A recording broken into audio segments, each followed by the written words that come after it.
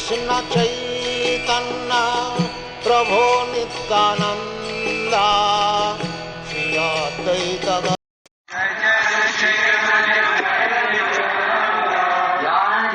Shri Chaitanya Jaya Nityananda Jaya Shri Chaitanya Jaya Nityananda Advaita Chandra Jaya Gaur Bhaktivedanta Jaya Advaita Chandra Jaya Gaur Bhaktivedanta Advaita Chandra Jaya Gaur Bhaktivedanta Jaya Advaita Chandra Jaya Gaur Bhaktivedanta Jaya Shri Chaitanya Jaya Nityananda Jaya Shri Chaitanya Jaya Nityananda Jaya Shri Chaitanya Jaya Nityananda Jaya Shri Chaitanya Jaya Nityananda Advaita Chandra Jaya Gaur Bhaktivedanta Jaya Advaita Chandra Jaya Gaur Bhaktivedanta. Reading from Sri Chaitanya Charitamrita Madhya Lila Lila Prabhu Karya Lingana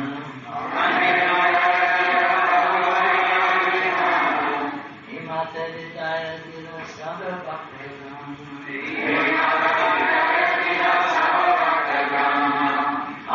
Vidaya Lila Prabhu Karya Lingana Himata Vidaya Lila Sabha Bhaktivedanta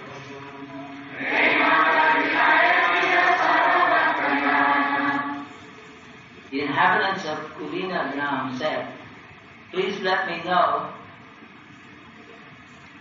who is actually a Vaishnava and what his symptoms are. Understanding his mind, Sri Chaitanya Mahaprabhu smiled and gave the following reply. Krishna Nama Niratara Yanarabadana Sai Vaishnava Sresta Vaja Tanara Charana.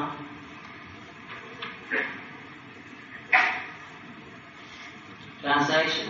A person who is always chanting the holy name of the Lord is to be considered a first-class Vaishnava. And your duty is to serve his lotus feet. Purport by Srila Prabhupada. Srila Bhakti-Siddhanta Saraswati Thakur says that any Vaishnava who is constantly chanting the holy name of the Lord should be considered to have attained the second platform of Vaishnavism.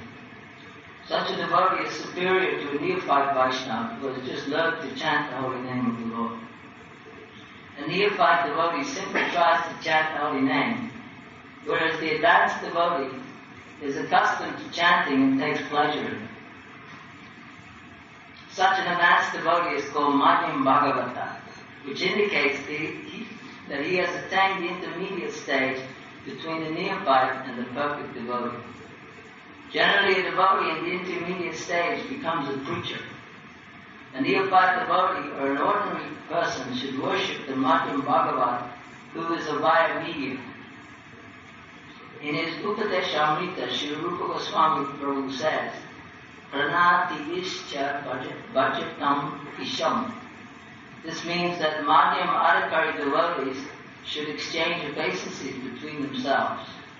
The word Nirantara means without cessation, continuously, constantly, is very important in this verse. The word Antara means interval. If one has desires other than a desire to perform devotional service, in other words, if one sometimes engages in devotional service and sometimes strives for sense gratification, his service will be interrupted. A pure devotee, therefore, should have no other desire than to serve Krishna. He should be above fruitive activity and speculative knowledge. In the Bhakti Rasamrita Sindhu, Srila Rupa Goswami says, Anyavilas Asunyam Yana Tamana Anukulina Krishnam Shilanam Bhakti. This is the platform of pure devotional service. One should not be motivated by fruitive activity or mental speculation, but should simply serve Krishna favorably. That is first-class devotion. Another meaning of Antara is the body. The body is an impediment to self-realization. because it is always engaged in sense gratification. Similarly, antara means money. If money is not used in Krishna's service, it is also an impediment.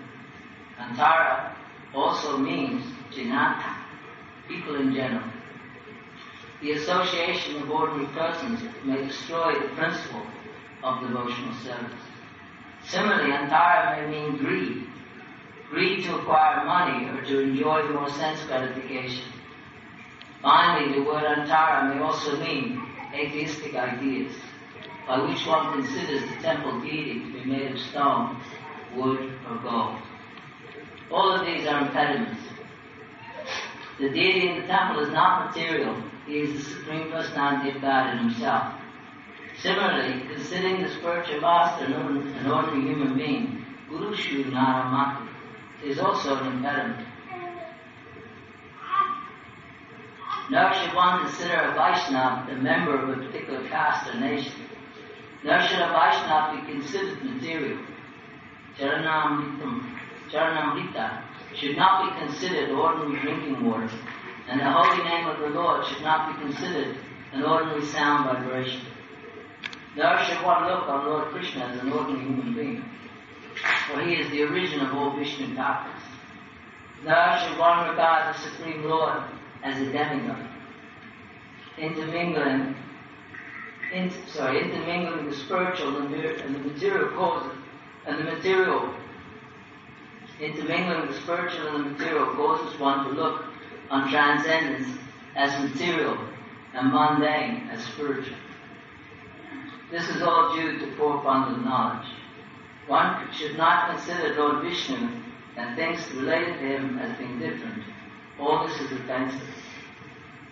In the Bhakti Shandarbha, Srila Jiva Goswami writes, Naimakam Yashabhachi Shmanana Pratakatam Idyadu Deha Rinadi Nimitra Shanda Shabdena Cha Dasa Aparada Lakshante Shadharma Yavatesham. The Mayavadis look on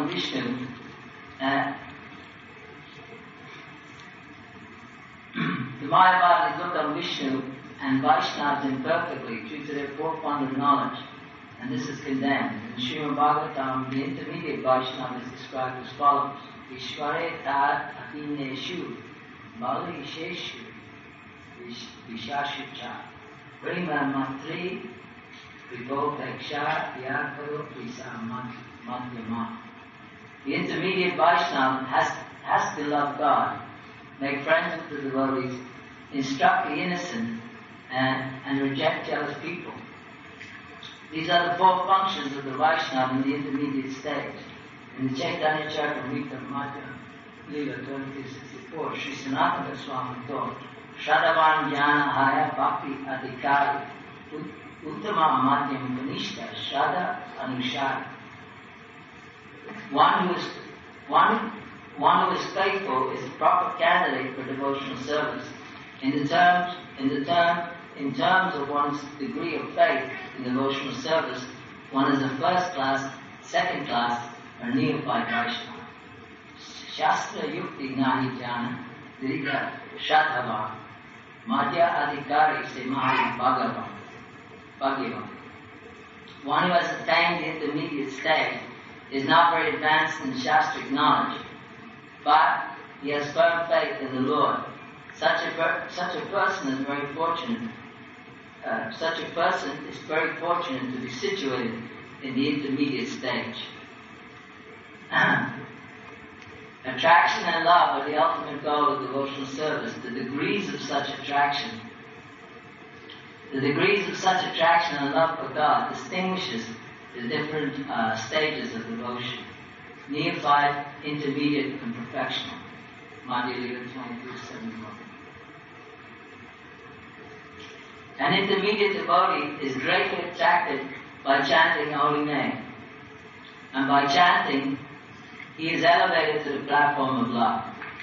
If one chants the holy name of the Lord with great attachment, he can understand his position as an eternal servant of the spiritual master, other Vaishnavas, and Krishna himself.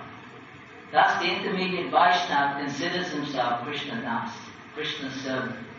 He therefore preaches Krishna consciousness to innocent neophytes and stresses the importance of chanting the Hare Krishna mantra. An intermediate devotee can identify the non-devotees or motivated devotee. The motivated devotee or the non-devotee are on the material platform, and they are called prakrita. The intermediate devotee does not mix with such materialistic people. However, he understands that the Supreme Personality of Godhead and everything related to him are on the same transcendental platform. Actually, none of them are mundane. Om Ajnanatamandasya Jnana Jana Salakaya Chakshurmilitam Yena Tasmai Shri Guruve Namah Sri Chaitanya Manovistam Shaktam Yena Bhutale Swayam Bhagamayam Tadati Samadantikam Shri Krishna Chaitanya Prabhu Nityananda Shri Advaita Gadadhara Shivasari Gaura Bhaktivinoda Hare Krishna, Krishna Krishna, Hare Hare, Hare Rama, Rama Rama, Hare Hare. A person who is always chanting the holy name of the Lord is to be considered a first-class Vaishnava, and your duty is to serve his lotus feet. So Srila Bhaktivedanta Prabhu mentions, says that any Vaishnava who is constantly chanting the holy name of the Lord should be considered to have attained the second platform of Vaishnavism. Such a devotee is superior to the neophyte. So, Krishna consciousness is also can be measured. In this world, we have to measure everything, isn't it? Everything has to be measured because nothing is obvious.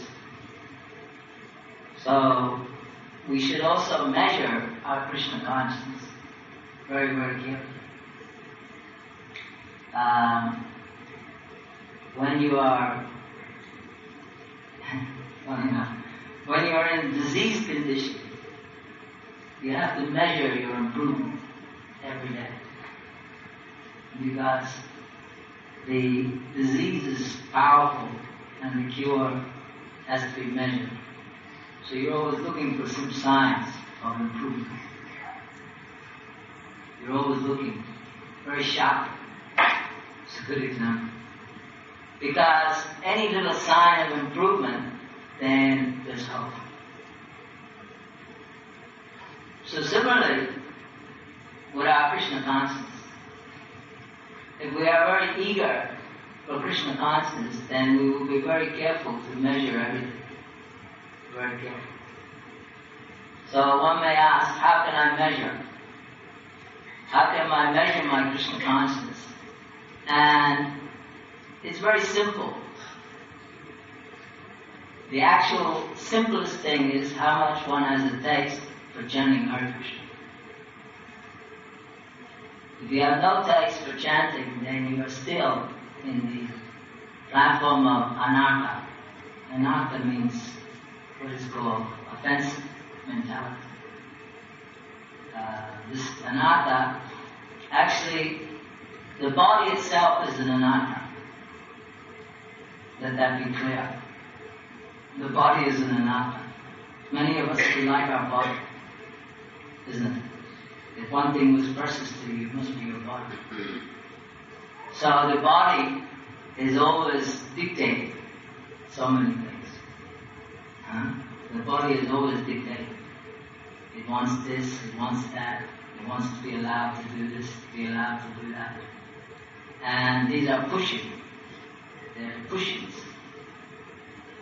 Vacha Vega, Manasa Krodha Vega. These Vega means pushing. So, actually the body itself is an anatta. And everything relating to the body is an anatta. Every single thing relating to the body is an anatta. Anatta means unwanted. Unwanted. In the material world, we have picked up so many unwanted things. Actually, we think they're wanted, but they're unwanted. That is the power of Maya. Maya means not, and Ya means this. So we picked up not this. We picked up the wrong thing. Because we picked up some pieces of skin and bone. What have we really picked up here? What have we collected? Some tubes, some pipes, muscles, a few strange molecules floating around, doing all sorts of damage inside, little parasites. What have we picked up? So we picked up so many things. And Maya is so strong, we believe that those things are very important. They become artha. Artha means that which is needed, that which is desired, that which is wanted. So, in the material world, everyone is collecting something. That's for sure.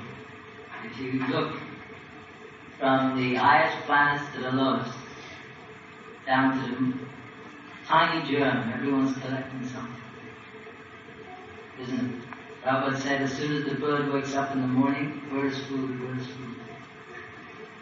And when we also wake up, where's my toothbrush? Where's my towel? Where's my soap? Where's this? Where's this? So always we are trying to get something in this material world. Because everything here is actually requires some effort, some endeavor. Whatever we want to collect in this world, we have to make some endeavor. And that endeavor actually is what occupies our time. We find that people are very, very busy. Everyone's very busy. Prabhupada gave a very nice example. He said, wherever I've gone in the world, he said, all I hear is this. These cars going past. He said, doesn't matter where you go, whether you go New York, London, Calcutta, you get that noise. Not exactly like that. Everyone is chasing. As soon as you come on the motorway, 6 in the morning, people are running to get something. Now, the thing is that thing which we're trying to get obviously has some importance to us. And this is the real criteria that we generally find that the importance of something is how dear it is to us. Like they say, money's sweeter than honey, isn't it? People love money. When you get it in your hand, you feel power, you feel good. Now you can do what you want. You don't have to listen to anyone. You can buy what you want, when you want, how you want, where you want. And we find that generally this accumulation, this hunger, this greed is very powerful in the material world. So for a devotee, that same greed is there. The devotee is also very greedy. Lord Chaitanya was a very greedy person. Did you know that? He was so greedy that he went mad. He was considered mad. If you study Lord Chaitanya's life, isn't it? He was considered mad. So if you become too greedy, you become insane. You find sometimes when people become too mad after something, they become like insane. Have you seen that? Isn't it? Type of insanity. So there's many people who have insanity in this world. Actually, to be honest with you, keep it secret, but everyone's mad. There's not one sane person on the planet. Because we're mad after useless things. Cars, houses, washing machines, husbands, wives. We are mad after what? We are mad after those things which bring us only temporary pleasure. They don't bring us anything real. We are just like annoying our senses in the material world. We're just annoying them. We're not giving any satisfaction. Prabhupada said, just like a person goes to the desert and searches water. Imagine if you're thirsty, you went to the Sahara with your little bottle of water. What are you going to get there? Some cactus. Squeeze it out. Squeeze, squeeze, squeeze. Chew to chew. So in the material world, we have come here for sense gratification. And we are simply chewing and chewing, just to get a little bit more. It's like scratching. When you scratch, you don't want to stop because the pleasure is there. So carry on until you're bleeding, isn't it? Then you say about eczema. You scratch until you bleed. Because it's not the scratching that's giving you, it's the feeling. This feeling. So, if we have feeling for Krishna, then we can chant Hare Krishna. See, this feeling has to be there. Without feeling, simply chanting, then you don't have any feeling. Then it is like Bhaktivinoda said, it's like a pigeon living in the temple. He also lives in the temple, pigeons. But he's not getting any benefit. Or the fish that lives in the Ganga. The fish is living in Ganga. What's the benefit? You understand? So similarly, we are in the transcendental world. Prabhupada said these temples are like they're not ordinary place. Don't take it lightly. These devotees are not ordinary. You may look at devotees as ordinary. Just as you look at prasadam as ordinary. We look at everything as ordinary because we're ordinary. You see? That's the unfortunate thing. Because we're material, we see everything as material. Don't see this Krishna consciousness as material. Because unfortunately then you will miss the beauty of Krishna consciousness. So this Krishna consciousness is completely transcendental. There are no material designations. It is not a material arrangement. Goloko Premadana. It's a Goloko Premadana. Krishna is the Supreme Personality of God. He has come down from Goloka. So he has come down from Goloka and he has brought with him Premadana. He has brought with him love. So Lord Chaitanya transformed the material into spiritual because he's he is the cause. Matter is the effect. Matter is not the cause, it is the effect. He is the cause. So one who is the cause, he can change things. Just like when there is an electrician, he can make fire into fridge. Isn't it? Because he's the cause. You see, electricity might be the energy, but the engineer is the cause of the effect of the electricity. So normally electricity is hot, but he can make into freezer by his expertise. And similarly, he can turn electricity into heat. So in the same way, Krishna can transform matter into spirit. That which appears to be material. We have many examples of material because material is something which we are completely immersed in. But we don't have any examples of spiritual. So we have no example of it, so we can't measure it. We can't measure spirit. You can't say, oh, today I had that much spirit. You see, you can't measure. In the material world, there is no spirit. It doesn't exist here in observable quantity. You see? But does that mean that spiritual doesn't exist? This is the question we must ask ourselves. Does it mean that spirit doesn't exist? No, because we can understand, even by our own intelligence, we can understand that spiritual has qualities. And that quality is the living force. The living force is spiritual. Because when that living force leaves the material becomes dead. So similarly, we can understand that the living force behind everything is spiritual.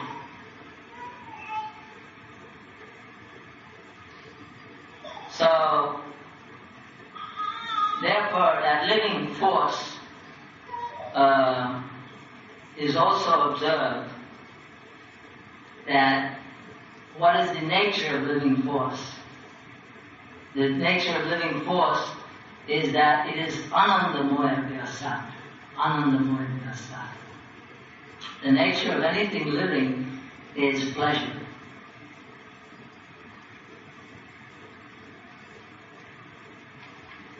So, pleasure is the real thing which everybody wants. That is the real thing that we are hankering for. The real thing we are after is the thing we live for 24 hours a day. We are always after pleasure. We cannot be separated from pleasure. It's completely artificial to separate yourself from pleasure. So if you understand that you have a natural magnetic attraction to pleasure, then there must be one question. Where does misery come from? Isn't it? Where does misery come from? So you must study. Because that's the thing which is causing you misery. Is misery, isn't it? So, it's not so, what do you call it? You don't have to be a rocket scientist to understand what's causing you misery.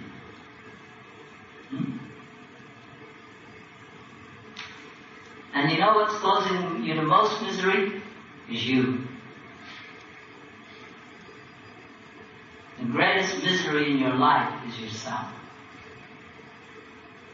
People want to blame misery on so many things, isn't it? They want to blame misery because the shower wasn't on time, or they don't get enough money to do the laundry, or they missed this and that, or they want to blame misery. We find billions of things to blame misery on. But we never actually blame misery on ourselves. When I say ourselves, the misery is because we're connected to misery through the body. We're connected to misery through the body. All of our experiences of the miseries are through the body. The body actually doesn't give any happy experience. It doesn't give any happy experience. Because the body is just made up of a combination of mechanisms. It's a machine. Just like when you get in your car. The car doesn't give you a happy experience. Isn't it? You couldn't say, ooh, the steering wheel made me really happy just now. Or the wheels, ooh, they really did something to me. You see? So if you study like that, you'll find that it's not the mechanism that makes you happy. So it must be something else which is making you happy. And then you find out that a lot of people think it's the mind. They think the mind's making them happy. So therefore, the mind is peaceful. If I've got a nice amount of money in my bank account, and I've got a nice family, wife, a nice car, fridge, washing, whatever. So many things are there to satisfy the mind. But the mind is never satisfied.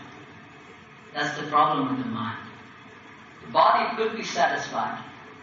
You could satisfy the body because, like your stomach, there's only so much you can put in the stomach. You can't put any more in. Right? But there's unlimited going in the mind. You see? You can fill the stomach with this much food, but you can never fill the mind. Because the mind is another more powerful energy. The mind is never satisfied.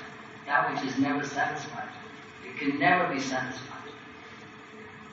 Even though you've spent billions of births trying to satisfy the mind, you've never done it. You've never done it. And you never will do it. Because it has an insatiable Because Krishna says in the Bhagavad-Gita, the mind is completely controlled by energy. What is that energy? Karma. It's karma. This karma is the greatest enemy of the soul. Karma means, of course, lust. But the word lust always gives us an idea of very sort of greedy activity. No, lust is attachment. It's attachment. Everything is based on attachment. Any attachment you have is lust. You can say that, being with your family is not lusty, is it? You can't say a man being with his family is lusty, but it is attachment. You see? So any little attachment we have, any attachment whatsoever, is very important that if it's related with the mind, then you're in trouble. You're in big trouble. Because that is called anatta. That which is not one. You see? That which is not one. So therefore, we have to understand artha. Artha means that which is wanted, that which is needed, that actually which gives benefit. So therefore, Lord Chaitanya could understand that in Kali Yuga, nobody has any brains. You say, nobody has any brains. So it's no good speaking lots and lots of philosophy, because people have mandasa. They're lazy, they're unintelligent, they're always disturbed, and they're dull. You can see people have become very dull, and they're becoming more dull all the time. So philosophy is not very good in this age. And then the other alternative is to kill them. You see, if someone, just like a criminal, if you can't reform them, so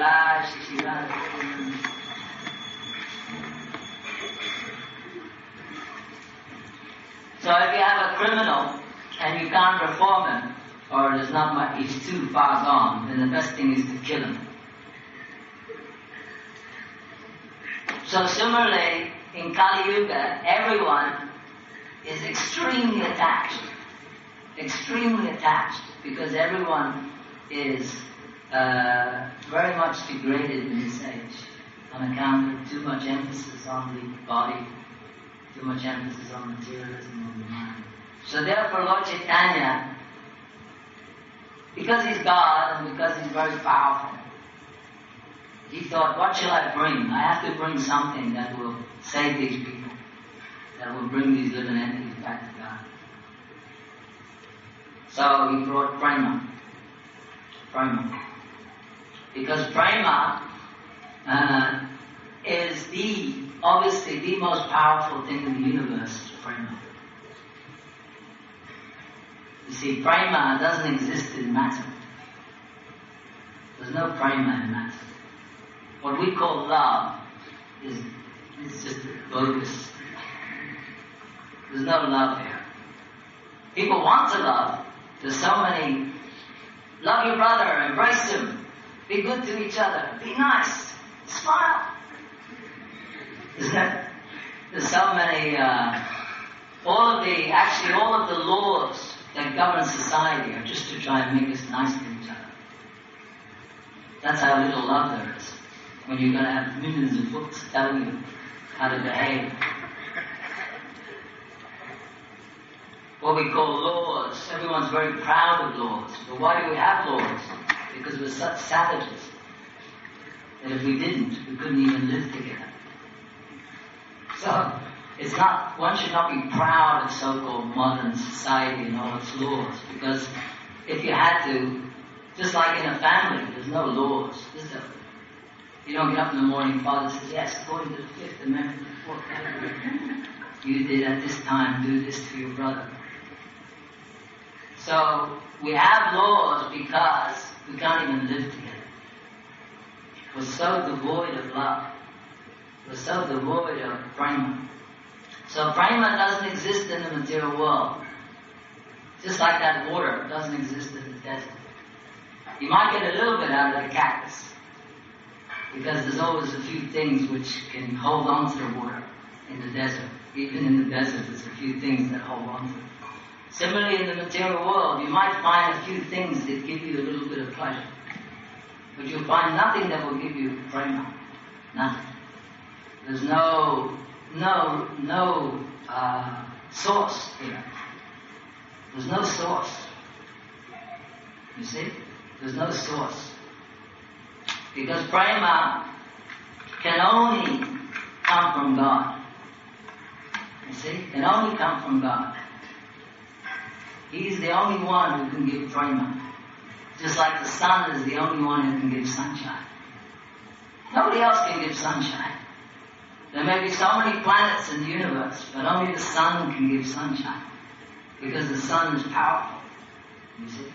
The sun is powerful. So Lord Chaitanya, there's no one more powerful than Lord Chaitanya. And Lord Chaitanya instructed us, Harinama, Harinama, Harinama Yagakevalam, Kalo Nashti, Nashti, Nashti, that in this Kali Yuga, there is no other way. No other way. 3 times mentioned. Not by karma, not by your jnana, not by all of your so-called mystical or philosophical pursuits. No. None of these things in this age are operable. Because people are not qualified. You see, people are not qualified. They're not qualified for doing karma kanda, they're not qualified for jnana kanda, they're not qualified even. Most people are qualified for watching television. That's our exclusive qualification in this age. We're good at buying takeaways and watching television. So unfortunately this situation is so Lord Chaitanya has very kindly brought this chanting of Hare Krishna, Krishna Krishna, Hare Hare, Hare Rama, Rama Rama, Hare Hare. So he has brought this Harinam, and in that Harinam, the whole spiritual world is there.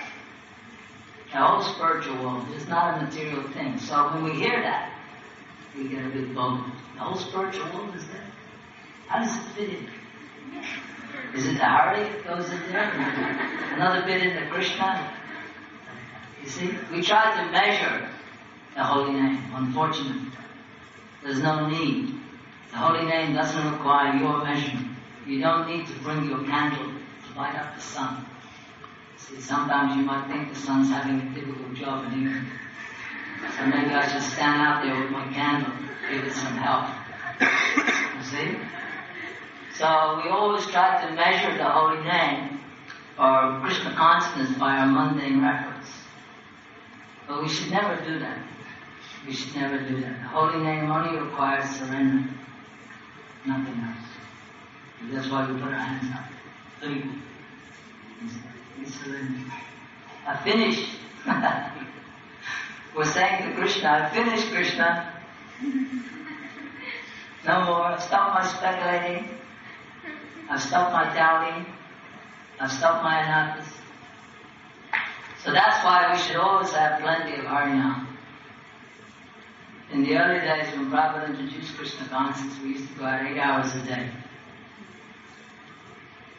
8 hours. And I can tell you frankly, you couldn't, it was a stampede to God. It was very austere in the sense that we didn't have any, even in those days, well, when I first went out, we didn't even have proper devotees. We used to buy curtain night, because it was bright orange. And we loved the idea of having this bright orange, so we used to, because we didn't have any money, I went to one Indian shop and got a whole bowl of the 100,000% synthetic nylon. And it was bright orange, so we looked great for about 2 days. Until I put it in the washing machine. And it turned to electricity.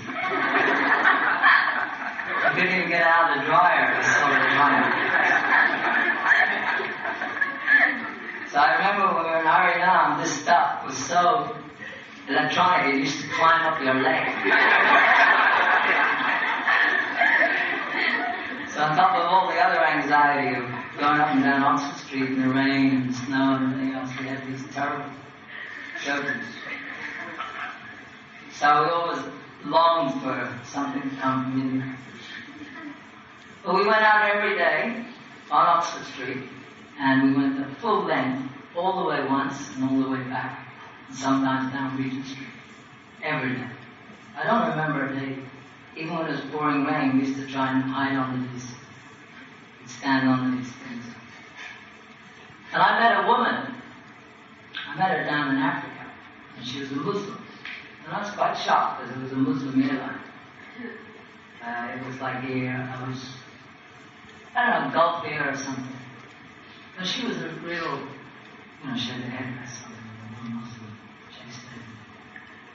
And when she saw me, she really lit up. And she said, when I was a young hostess, she said, at 72, she said, I used to come to Oxford Street. And she said, I used to follow you people in 2 hours. And I was so shocked. I said, really? She said, I was so fascinated. Because she said, you look so happy. She said, I never saw anything like it. Such people could be happy, even when it was raining and miserable. She said, I used to just, as I was shopping, I would just walk along with you and watch. So, don't underestimate the Sankirtan movement. Don't neglect it. Don't think that you've got a better idea than God. Don't be so clever. You see, sometimes, just like again my experience, I'm not a doctor, because faith must be there. Just have faith. After all, everything else you try has failed. That's why you're here. If you succeeded, you wouldn't be here. You see? Anyone who joins a religion is a failure. Just like anyone who goes to a restaurant is hungry. You're not in a religion because you're a success story. You're in a religion because you're a failure. And so therefore, when do you give up? You see, you're here and still you can't accept it because you've got to, let me just try one other time. So many times we find devotees, they're suffering in the material world and they become devotees, and for the first months they're jumping up and down, Harinama, Ki Jai, let's go. They're the ones who always get in the van, isn't it? You never see the old timers. You always see the young, sparkly 6-month-olders. They're out there on Oxford Street, still. And the reason is because they're accepting the process. They have strong faith. In the beginning, you'll find that you have actually a lot of faith. That's why you join. You join with very strong faith. We come because of some misery. We join. Most people come to religion because they're suffering in some way. It could be suffering because of ignorance. It could be suffering because of family breakup, financial breakup, whatever. Some deficiency is there, so they come. And then, one of the great dangers of spiritual life is, Prabhupada said once in the class, he said, the great danger of the mode of goodness is it makes you complacent. See, passion is suffering, and ignorance is death. But goodness makes us complacent, because we got what we came from, which is happiness.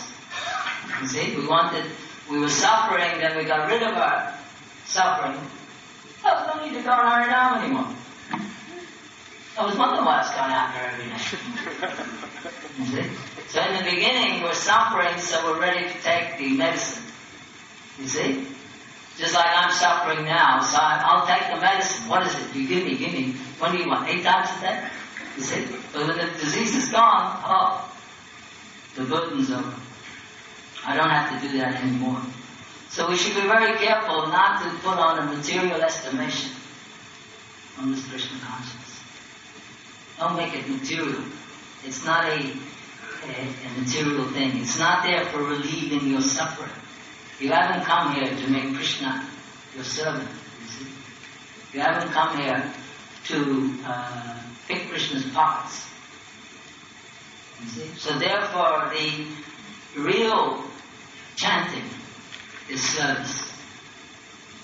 That's why it says here that the neophyte chants for his own benefit, but the Madhya chants for others' benefits. So this is a very important point, that when one becomes more advanced, he wants to give the holy name. You see? He wants to give it to everyone. Because he becomes a servant of the holy name. His heart becomes actually, the holy name reveals itself that this is God, and I want to give God to people. When you give someone the holy name, you're putting it straight, you're putting Krishna straight into their heart. What could be a nicer thing? Could you think of a better thing than putting Radha Gokulananda in someone's heart, into a leader's heart? I remember when we went on one of our Harinams, a butcher came out with a big lump of meat, threw it straight at me, right on my head. And I was thinking, because in those days we were just really a weird cult. People thought we didn't know what to do. So we used to get the odd person throwing eggs at us and different things. I remember one time an egg was coming and it just dipped and hit someone else. Walking past. So we used to get the odd experience. We used to go around. As a matter of fact, we had a van and we traveled around in that van everywhere on Harinam. We didn't have books in those days. We had the BTGs, we used to put them together ourselves from zero machine. We used to have a machine going all the time. And then we'd staple them together. That would be our book distribution. So Harinam was everything. So we went out in Harinam, and so the I lost my track now. What was I saying? Giving Krishna consciousness. Oh yeah. So I was thinking when that butcher, we stopped outside just to annoy him a little bit more. We honestly felt that we were giving him Krishna. We were giving Krishna. Giving Krishna. We become servant of the holy name. Otherwise, you see, if you sit in your bhajana kutya, you'll also enjoy the name, because the name is Krishna. But you won't get the real taste. You see, the real higher taste is serving. Of course, if you're on Uttama, that's a different thing. And the neophyte platform is not recommended to hide and cover chanting. It's very much recommended to take the holy name out and serve it. So therefore, one who is spirited and neophyte, as a neophyte devotee simply tries to chant on him, whereas the advanced devotee is accustomed to chanting and take pleasure in it. Such an advanced devotee is called Madhya Lila. So we see how this Harinam is so blissful. Everyone becomes happy. Everyone becomes happy. And I will tell you frankly, and my observation over many, many, many years, all of our good feelings, most of the people because of our Harinam. If you talk about the Hare Krishna movement, you talk about Harinama Sankirtan. So we should very much be careful not to let Harinam become something which we do only on a Saturday. We should try and make it all the time, because it will benefit us and it will benefit everyone we meet.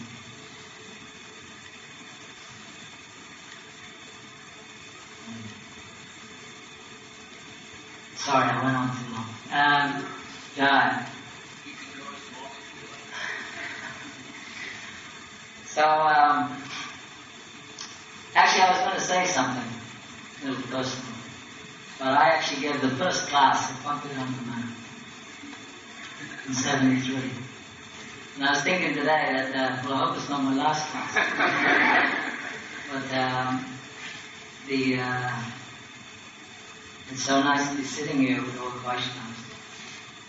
And when you are separated from devotees for whatever reason, you realize how precious association with devotees is. And This point that devotees are not material is very important. Don't see devotees as material. Don't see, just like you don't see the deities as material, don't see devotees as material. They're not material. No one is material, actually. Everything is spiritual. There's no material. Because anything which is material is dead. Isn't it? So, the spiritual is the living thing. The living thing is life. And we are life. So we associate with life. But even on a more important level is that because the life force is connected with Krishna, it's completely spiritual. Devotees are connected with Krishna. So they're just like the plug in the wall. They are completely generating electricity. They're no longer a plug. See, if you have a plug, it's just a piece of plastic. When it's in the wall, you won't put your finger in it, because you get more than plastic. You see? So you may say, that's a plug, and someone else may say, no, that's electricity. So the argument is, no, it's a plug. No, it's electricity. Which is the more powerful thing is electricity. So similarly, we may have material bodies, but because we're serving Krishna, we're spiritual. We're electricity. And therefore, one should not see devotees as material, because Krishna doesn't. You see? So be very careful against committing offenses against devotees, because you may see another devotee as material, but Krishna doesn't. And that devotee is very dear to Krishna. So we should always be very careful. Therefore, Lord Chaitanya's instruction is also very wonderful, because he said, you should always engage yourself in the service of the servants of Krishna. He's been asked a very important question. My devotee, my Lord, kindly tell me what is my duty and how should I execute it? So the whole duty, the most important thing Lord Chaitanya mentions, is serving devotees. So that means Lord Chaitanya sees that as the highest priority. You see? So therefore, if that's what pleases Krishna the most, then that's the thing we should be doing the most. Although it seems like the most difficult thing to do, you see, because generally we're so impersonal. Our nature is impersonal. So to be personal is the last on our list. You see, generally we can deal with everything. We can deal with each other in offices and meetings. We can have emails to each other, and we can do lots of things. But to be personal to each other, to love each other, is very difficult.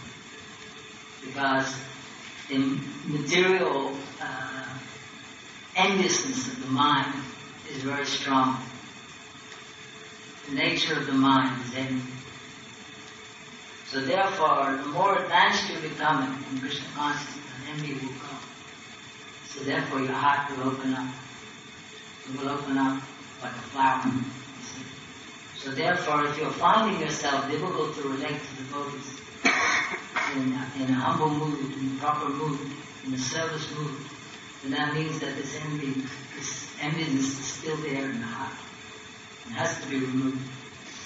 So that's why devotees, we don't compete with each other, try to outdo each other, try to be better than each other, try to be more so-called prestigious than each other. This is why spiritual life is a unique thing. It's a unique thing. And unfortunately, it's very difficult. And that's why devotees should always be the example. And that's why we pay obeisances to each other. Prabhu. We always call each other Prabhu. When I was in Prabhupada's room, he called me Prabhu. I was surprised. Here's my spiritual master calling me Prabhu. He said, Tribhuvanatha Prabhu. Now, how can Prabhupada see me as Prabhu? I don't know. Okay. The word, Prabhupada didn't use words. So the point is that if Prabhupada can call me Prabhu, and you can't, there's something wrong. You understand? I'm just making the point. In other words, if it's good enough for Prabhupada, it's not good enough for us. So the point is, Prabhupada was always very, very humble to Vaishnavas. Because he didn't see them as material. He saw them as Krishna's energy. So therefore we should try to actually serve each other, and from that service, love will come. From service, love comes. Isn't it? First thing you do when you meet a woman, you give her some service. Huh? If you're not serviceful, you're not going to get very up in the queue. Huh? If there's a beautiful woman, the first thing you have to do is give her some good service. And the quality of your service is what attracts her. See? That's why when the queen was getting married, the princess had to show their serviceable qualities. Could they fight? You see, Kshatriya. So she wanted to say, let's see you all fight and kill each other. Okay. This one survived. He can render me nice service. The other ones were useless. So, by our service we attract. So therefore, I'll finish up with one example. There was one monastery and it wasn't functioning very well. People weren't coming. There was a lot of arguing and quarreling going on. So what happened was that this abbot, he wanted some advice, so he went up into the, see one hermit living up in the caves. And he asked him advice. He said, could you please advise me? The monastery is falling to pieces. And everyone's quarreling with each other and there's competition. So the hermit looked at him and he said, did you not know that in your monastery one of your monks is the new Messiah? The abbot was amazed. He said, really? He said, yes. He said, you have a very powerful saint amongst those monks, and he's considered like a Messiah. So the abbot became completely, because he had so much respect for this hermit. So he went back and he told all the monks. He said, the hermit has told me that someone here is the next Messiah. Very powerful. So then after that, as the monks were going around, someone was thinking, maybe Brother William. Maybe he's the next Messiah. So he became very careful. Someone thought, maybe it's Brother Peter or Brother Bernard. So after a while, everyone was serving each other because nobody wanted to offend the Messiah. So there became a whole consciousness change. So the example is that. It's simply a change in consciousness. If your consciousness is wrong, the whole place is wrong. If the consciousness is to serve, then service is the quality by which the Vaishnava lives. You see, we live by service. The materialist lives by competition, competitive mentality. The Vaishnava is opposite because he's spiritual. And what is the quality of the spiritual world? Is the lowest. One becomes lower, the lowest to the lowest. So it's very easily attainable. To be the most advanced devotee in the world is to become the lowest. So where's the problem? It's not that you have to become a big this and a big that. That's not really what signifies a devotee. It's one who thinks he's the lowest. He's the devotee. So therefore, Krishna consciousness is very simple. Prabhupada said it's so simple to listen. Because it's so simple that if you look at the example of all the Vaishnavas, you'll find they all consider themselves the lowest. Vasudeva Datta used to have worms eating his exit. And when one would fall out, he would put him back in. Because he couldn't bear the idea of depriving him of his dinner.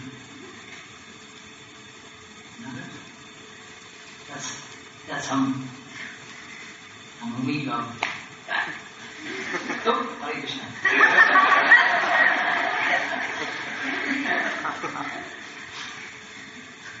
Okay, so we'll finish here. And I just like to say, obviously that we're going to wait for a little while, and I hope I'll be back. Krishna willing. I don't know when, but I'd like to really take this opportunity to From the bottom of my heart, thank you for those for their kindness and all their actually overwhelming love. And in that sense, it made me realize that actually how really loving devotees are and how hard-hearted I am. But I'm hoping that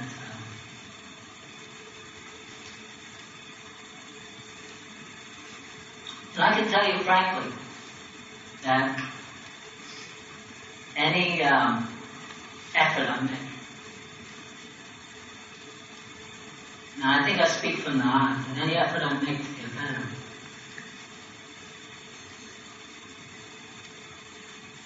it will be so I can serve you, Lord. That's it.